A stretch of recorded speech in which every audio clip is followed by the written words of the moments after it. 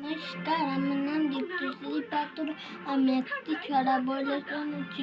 শরৎ রবীন্দ্রনাথ ঠাকুর এসেছে, শরৎ হিমের পরশ লেগেছে আবার পরে। সকালবেলা ঘাসের আগায় শিশিরে দেখা ধরে, আমলকি বন কাঁপে যেন তার বুক করে দুরু দুরু। পেয়েছে খবর পাতা খসানো, সময় হয়েছে সুর।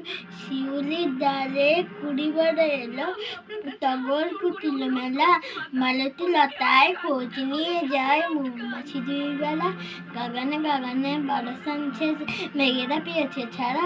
বাতাসে বাতাসে ফিরে ভেসে ভেসে নাই কোনো কাজে তারা। দিঘি ভরা জল করে ঢাল ঢাল, না ফুল ধারে ধারে। কচি ধান ঘাসে ক্ষেত বলে আসে, হাওয়া দোলা যায় তার। যেদিকে তাকাও সোনার আলো, দেখেছে ছুটির ছবি। পূজার দিনের বনে উঠে ওই পূজার দিনের রবি। নমস্কার।